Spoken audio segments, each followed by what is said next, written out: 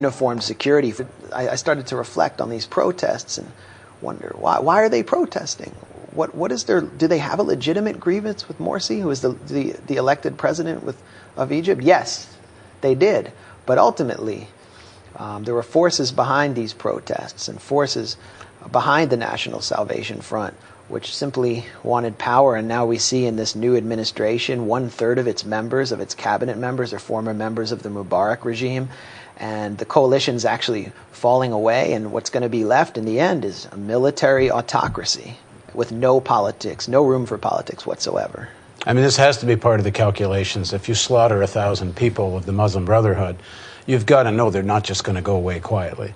And you have to know at some level, even though the Brotherhood leadership is preaching keep it peaceful, there are going to be elements within the Brotherhood and other Islamists who are not going to keep it peaceful, which gives the army the rationale for, you need us as your power, and maybe we don't need elections until Egypt is calm again, and that could be a decade. And whether or not the Brotherhood does stage terror attacks or commit acts of violence, they've been demonized in the most absurd and conspiratorial manner since June 30th. The latest today I saw was in Egyptian media was that a conspiracy theory being spun out that the Brotherhood would call in Sheikh Nasrallah and Hezbollah to help restore Morsi to power, which is just patently absurd.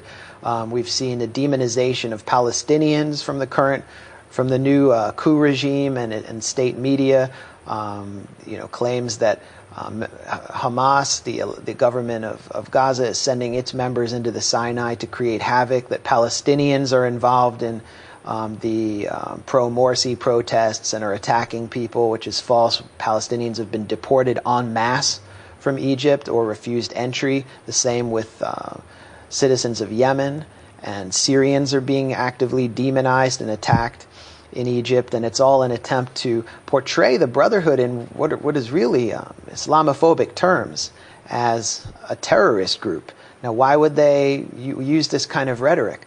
Obviously, when you're calling all these people terrorists who are protesting, I think legitimately because they were forced out of power by a military after being elected, is to first of all dehumanize them, to create political space for this kind of bloody crackdown. But second, the ultimate goal is to ban them altogether and treat them in a manner even more harshly than Mubarak did. So you get back to it's the military and the military leadership and dictatorship that has been pulling most of these strings. Yeah.